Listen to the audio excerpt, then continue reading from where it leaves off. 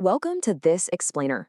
Today, we're taking a seriously fascinating journey into a world where critical care medicine collides with extreme altitude. When you hear the phrase aeromedical transfer, you might just picture sliding a stretcher into the back of a plane or a helicopter, right? But as we're going to see, it is so much more than that. It's actually a high-stakes battle against the fundamental laws of physics. We're literally talking about creating a fully functional mobile intensive care unit in one of the absolute most hostile environments for a vulnerable human body, the sky. So let's get right into it. Okay, let's dive into our flight plan for today. We'll be hitting 6 key areas. First up, the Mobile Intensive Care Unit. Then we'll look at fixed versus rotary wing aircraft. Dive into altitude physiology and gas, and check out acceleration and G-force effects. Finally, we'll wrap up with in-flight tech and telemedicine, and the incredible aerospace medicine team. Starting off with Section 1, the Mobile Intensive Care Unit.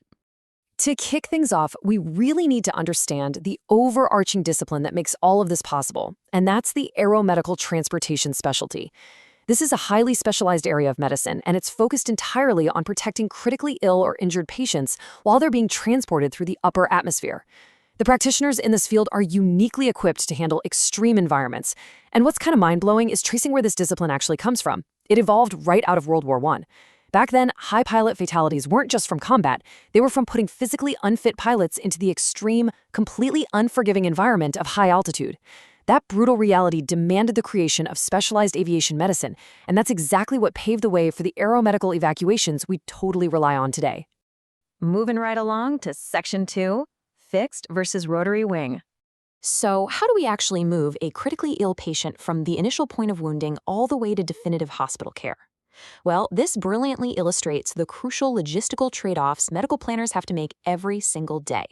On one hand, you've got fixed-wing aircraft, airplanes. These give you incredible distance and speed, plus a much more controlled, quieter medical environment. But the catch? They absolutely need runways. That means you've got an added road ambulance transfer at both the beginning and the end of the flight. On the flip side, rotary wing helicopters offer unmatched flexibility. They can swoop in, land directly at the point of wounding, and drop the patient off right on a hospital helipad. For trauma patients, where saving time during that highly critical golden hour is literally a matter of life and death, the helicopter is often the supreme choice, even with a cramped, noisy cabin. Next up, Section 3, Altitude Physiology and Gas. All right, this is where things get truly tense, because we have to talk about the invisible enemies in the sky. Let's start with Boyle's law, which states that as atmospheric pressure drops, which happens as you climb higher, gas expands. Think about why this is completely terrifying for a critical patient. Any trapped air inside the body is going to swell. If a patient has a pneumothorax, so a collapsed lung with trapped air in the chest cavity, that air pocket will expand and could become completely lethal at altitude. Even the tiny air pocket inside a cuffed endotracheal tube can expand enough to cause severe tissue damage. Because of this, flight crews have to meticulously measure and adjust cuff pressures before and constantly during the flight. And then we have Dalton's law to deal with. As atmospheric pressure drops with altitude, the partial pressure of oxygen falls right along with it. This means less oxygen is actually being driven into the patient's bloodstream. So a patient who is managing just fine on a regular oxygen mask at sea level, they might rapidly deteriorate up in the air. To get ahead of this, medical teams often have to make the really intense decision to intubate and place a patient on a mechanical ventilator pre-flight just to guarantee they can maintain basic oxygen delivery at those subatmospheric pressures. But wait, there's more. Beyond just pressure, the flight environment itself actively attacks the patient.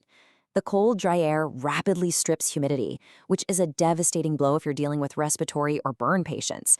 Even IV fluids cool down and freeze up fast, meaning crews have to bring in specialized tools like portable Enflow or Buddy Light blood product warmers just to keep the patient's core temperature stable.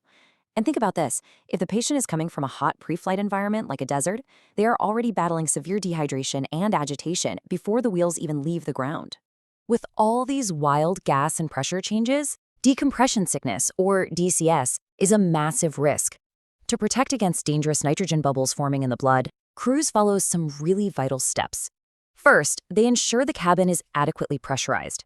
Then, they perform denitrogenation.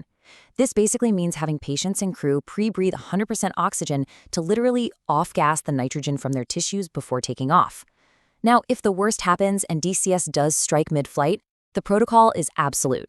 You administer 100% oxygen, descend as soon as practical, declare an in-flight emergency, and seek hyperbaric oxygen therapy immediately upon landing. It is no joke. Moving on to Section 4, acceleration and G-force effects. Now, what's really interesting about this is how we can visually connect those extreme physical forces of flight.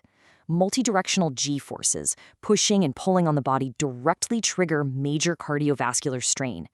When an aircraft accelerates and pulls positive Gs, it aggressively pushes blood down into the legs. The heart, as represented in that equation showing cardiac output and blood pressure, has to suddenly fight with incredible force against gravity just to maintain adequate blood flow up to the brain. If the heart loses that battle, the consequences are absolutely severe. At just +2 Gs, a patient feels compressed. Moving around gets really difficult. Push it to +3 Gs, and there's this extreme heaviness. Escaping the aircraft unassisted becomes completely impossible.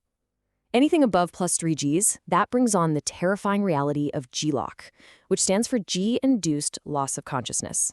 Vision grays out, and the brain simply shuts down from lack of blood. And this danger is actually amplified by something called the push-pull effect. This is where encountering negative Gs right before positive Gs drastically lowers the human body's tolerance to these aggressive inertial forces. Section 5, in-flight tech and telemedicine. The absolutely crucial point to remember here is that critical care doesn't just pause because you're 30,000 feet in the air. That's where global data connectivity comes into play. Remote physiological monitoring, or RPM, acts as a vital technological tether. It essentially transmits the patient's vital data from the aircraft straight down to medical experts on the ground. This ensures real-time monitoring and a seamless continuity of care the exact second that aircraft touches down. Of course, to ground these high-flying concepts in the reality of healthcare administration, we do have to talk about funding. For those of you tracking the billing side of things, the Centers for Medicare and Medicaid Services recently updated their physician fee schedule for 2025. They actually lowered the overall conversion factor to $32.35.